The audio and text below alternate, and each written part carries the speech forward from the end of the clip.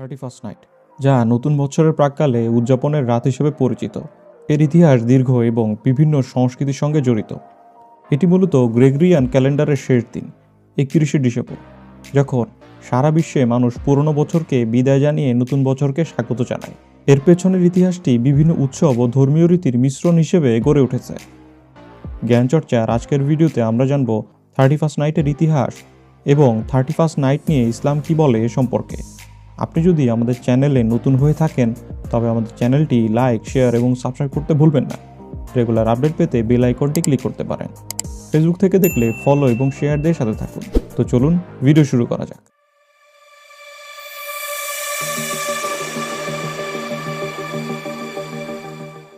Video শুরুতে চলুন আমরা জেনে নেই কিভাবে এলো এই 31st নাইট।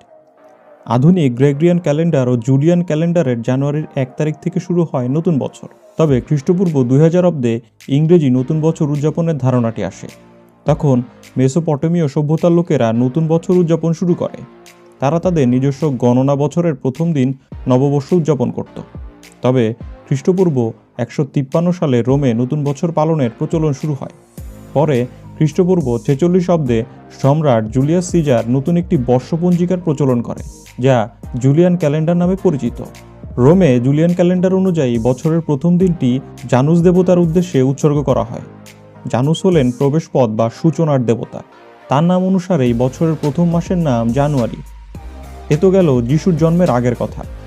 যীশুখ্রিস্টের জন্মের পর তার জন্মের বছর গণনা করে 1582 সালে পোপ ত্রয়োদশ গ্রেগরি এই ক্যালেন্ডারের নতুন সংস্করণ করেন, যা গ্রেগরিয়ান ক্যালেন্ডার নামে পরিচিত। বর্তমানে বিশ্বের বেশিরভাগ দেশই কার্যত দিনপঞ্জি হিসাবে গ্রেগরিয়ান ক্যালেন্ডারকে অনুসরণ করে। 19 শতক থেকে আনুষ্ঠানিকভাবে নিউ ইয়ার পালন করা শুরু হয়। নতুন বছরের আগের দিন অর্থাৎ 31শে ডিসেম্বর হচ্ছে নিউ ইয়ার ইভ। এদিন নতুন বছরের আগমনে বিশ্বের বিভিন্ন দেশে বিরাজ করে উৎসবমুখর পরিবেশ। ইংরেজি নতুন বছরকে ঘিরে বাংলাদেশেও উৎসবমুখর পরিবেশ বিরাজ করে। এদিকে ইংরেজি নতুন বছর পালনে ব্যতিক্রমও রয়েছে, যেমন ইসরায়েল দেশটি গ্রেগরিয়ান ক্যালেন্ডার অনুসরণ করলেও ইংরেজি নববর্ষ পালন করে না, কারণ বিভিন্ন ধর্মীয় গোষ্ঠী ও ইহুদি উৎস থেকে উৎপন্ন এই রীতি পালনের বিরোধিতা করে থাকে। আবার কিছু দেশ গ্রেগরিয়ান ক্যালেন্ডারকে গ্রহণই করেনি, যেমন সৌদি আরব, নেপাল, ইরান, ইথিওপিয়া ও আফগানিস্তান। এসব দেশও ইংরেজি নববর্ষ পালন করে না। বিভিন্ন দেশে নতুন বছরের প্রথম দিনটি পাবলিক হলিডে। প্রতি বছর 31শে ডিসেম্বর রাত 12:01 থেকে শুরু হয় নতুন বছর উদযাপনের উন্মাদনা।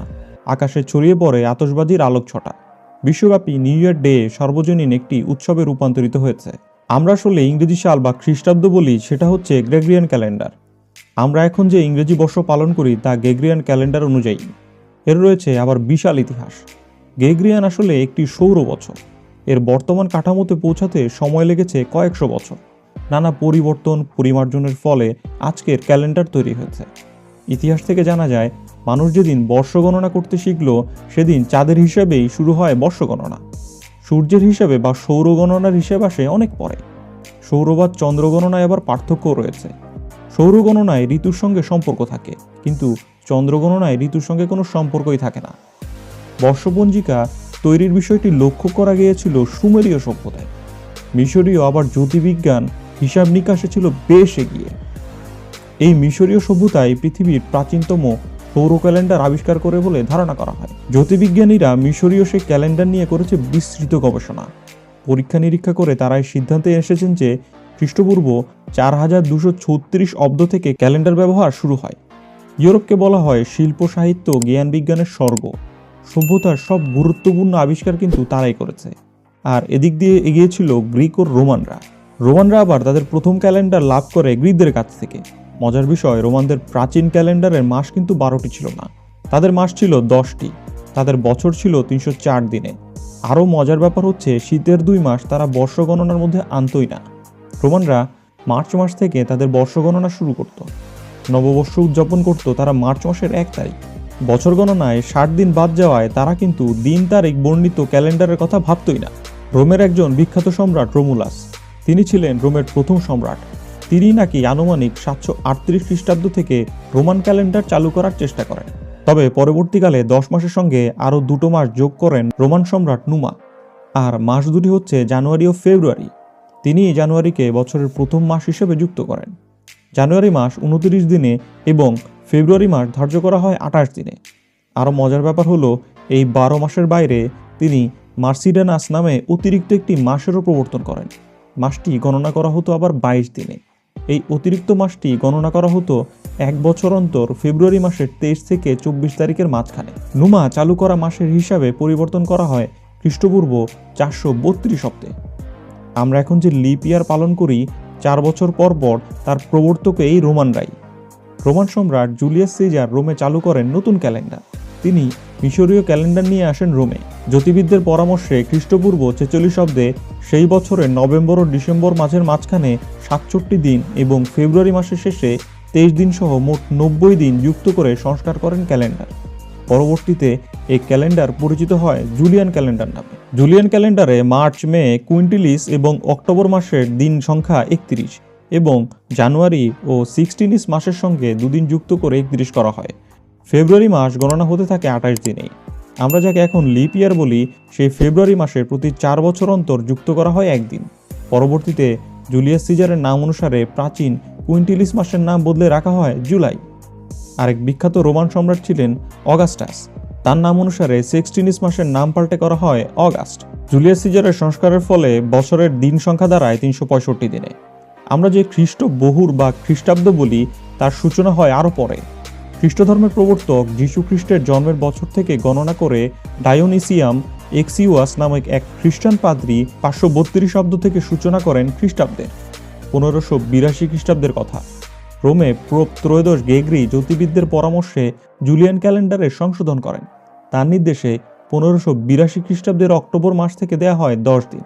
এর ফলে ওই বছরের 5 তারিখকে করা হয় 15 তারিখ। পরে পোপ গ্রেগরি ঘোষণা করেন যেসব শতবর্ষীয় অব্দ 400 দিয়ে বিভক্ত হবে সেসব শতবর্ষ লিপ ইয়ার হিসেবে গণ্য হবে। পোপ গ্রেগরি প্রবর্তিত গ্রেগরিয়ান ক্যালেন্ডারে মোটামুটি একটি নিখুঁত হিসাবে আমাদের পৌঁছে দেয়। বিশ্বব্যাপী এর গ্রহণযোগ্যতা বাড়তে থাকে। আজ আমরা যে ক্যালেন্ডার দেখে ইংরেজি বর্ষ হিসাব করি, উদযাপন করি নববর্ষ, তা আসলে সেই গ্রেগরিয়ান ক্যালেন্ডার। গ্রেগরিয়ান ক্যালেন্ডারের প্রবর্তনের পরে 31 ডিসেম্বর থেকে 1 জানুয়ারি পর্যন্ত নতুন বছরের উদযাপন আধুনিক রূপ পায়। ইউরোপে একটি সামাজিক ও সাংস্কৃতিক উৎসব হিসেবে গড়ে ওঠে এই নিউ ইয়ার ইভ। ইংল্যান্ড ও আমেরিকায় আতশবাজি, পার্টি এবং বন্ধুদের সঙ্গে মিলিত হওয়া একটি প্রচলিত রীতি হয়ে দাঁড়ায়।